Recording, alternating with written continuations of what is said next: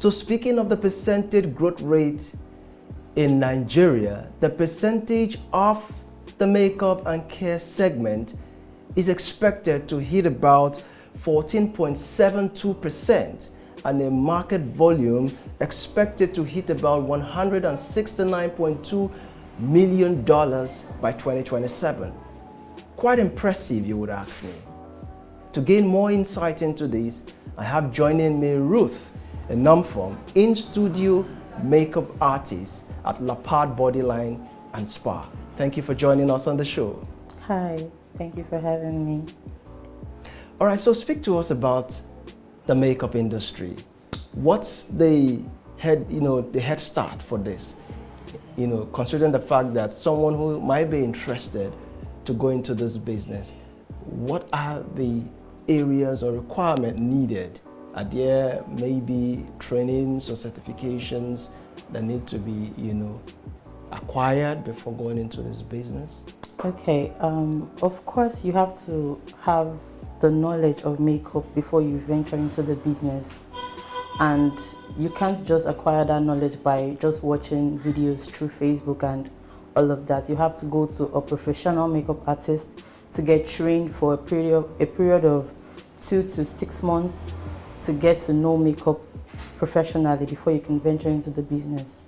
So you have to get trained. So YouTube is not just enough, but looking at what people say these days, the best form of, educating yourself or informing yourself about a certain issue or particular field of endeavor, YouTube is the place to go because it's quite interactive. So how come you're saying it's not just enough? YouTube is a place to go, of course, but you have to watch, you have to see it live and direct before you go in. It's not enough for you to watch YouTube. You can watch YouTube, but you have to just be there to see how it's being done. Because most of the times, these guys on YouTube, for makeup, they use filters. So it's not just enough. You have to just be there, direct, to know what is going on. Yes. All right, so when you say YouTube is not enough, well, it's understandable. So then, what do you learn when you are at such, training centers? What are the skill sets you learn? Okay, YouTube is not enough because they just run you through this process. They do not show you exactly how to do it.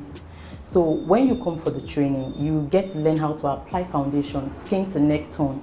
You get to learn how to apply foundation properly. You get to learn how to draw brows, how to carve your brows, how to apply eyeshadow properly for normal party guests and for a bride. You get to learn how to apply your lipstick well. You get to learn all these things, how to apply blush, highlights, concealer, and everything. Yes. All right, so having learned all of these, how long does it take? What's the duration like? Like I said before, 2 to 6 months is enough. Okay. Basically, to learn how to do a professional makeup. Do you obtain any certification? Yes, or of course. documentation Yes. of any sort? Yes, you do. Oh, yes. Okay. So after that, what's the next step? I hear people go for, obtaining makeup kit and all that. Is that the next step to take? Yes, that's the next step to take. You have to buy products, and in makeup, you can't just buy all your products at once. Okay. You get to buy from little by little, the way you can afford, and then from then you can start working on clients once you can get the basic products. So what are the basic products? Speak to us in specifics. Okay. What are the basic products? You need a moisturizer, you need a primer, oil block, foundation for if you are going to...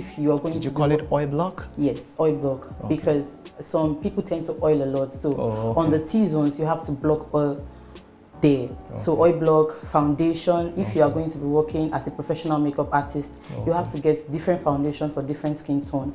So foundation, powder, palettes, blush, lashes, brow pencils, eyeshadow palettes, and of course your lights. You need lights, you need makeup chair, you need a bag to carry all these things, and that is it. So at that point where you have the basics, is it imperative for you to get a brick and mortar store, or you do remote operation? You can do remote operation. You don't have to You don't have to be in a particular place. So it's not necessary you rent a store or something? No, it's not. It's not. Right now in the makeup industry, it's not. People, oh, really? People prefer you come to meet them at their convenience. Oh, so really? it's not enough, yes. So you prefer that service, or you prefer them coming to you? I prefer both. Which is more profitable? Going to them. Oh, really? Yes. So how frequent do you get such kind of, services where you go attend to them, at their residence? Okay, if we're going to check on a scale of 100, I would Yeah. say 70%. I get people ask me to come to their house often. So that makes it profitable? Yes, it is. Okay, now speak to us about the makeup kit. How much on an average does it cost to obtain one for someone who's watching? For someone who's about to start, Yeah. I would say budget like 100,000 now. Really? Yes, now. That's a good sum. So yes, so if you're going to keep buying, for like me now, I am not. You have to keep buying because products are coming each day. New products are coming, so you have to keep buying products. And when you buy good products, you won't want to downgrade back to a lower amount because, of course, you have a good clientele and you want to serve them less. You want to use really good products on them. So speaking of products, do you source your product locally or internationally? Yes, I source products locally. Yeah, we have really good Nigeria brands. Oh, really? Really great Nigeria brands. Okay. Yes.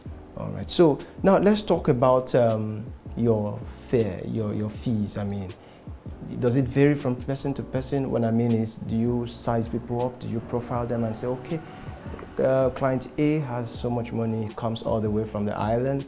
Okay, I'll charge him or her this. Okay, this person comes from, as they say, the trenches.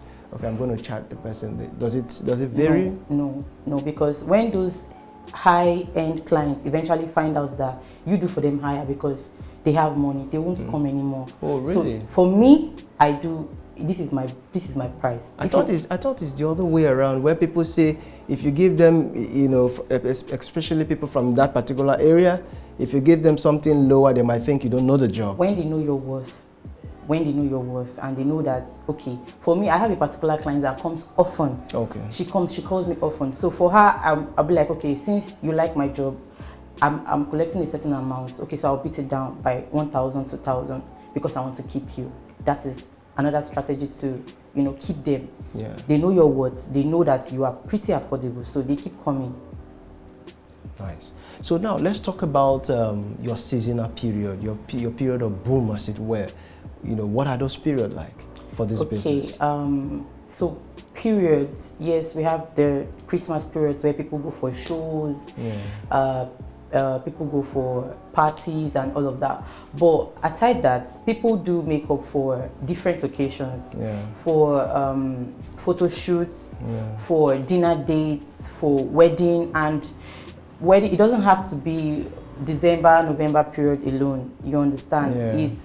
It's if you ask me now, I'll tell you my peak time, my peak days are Thursday, Friday, Saturday. You understand? Not necessarily seasonal period. Seasonal, yes. Okay. Or but when period, it is those festive periods, it's high. It comes often because people, they always want to go out. So, post-seasonal period, I mean festive period, what do you do to stay in business? Because there are times where there are down times in the business. You don't get so much patronage. What do you do to stay in business? Because of course, you'll be incurring some, sort of bills. If it's not utility bills, it's one bill or the other. So what do you do to stay in business? Okay, first of all, for me, I pray to God to always keep me in business. Pray to God? Yes, I pray to God. And what I also do, like I said before, that my clients, I tend to build like a relationship with them. So even they know that, okay, this babe, she's here, she does this, and then she's good. So I will tell my friend about her, and then my friend will tell her friend about her. That is, for me, basically, that's what I do. Yeah. Okay, so earlier on you talked about the fact that you don't necessarily need a brick and mortar store. All you need is have your makeup kit, as long as you're well equipped with the skill set needed. So you might not be looking at what capital needed to go into that business. Yes. Now, looking at your period of learning, coming into the business as a professional, are there challenges in it? Of course. Personal challenges? Yes. What are those challenges?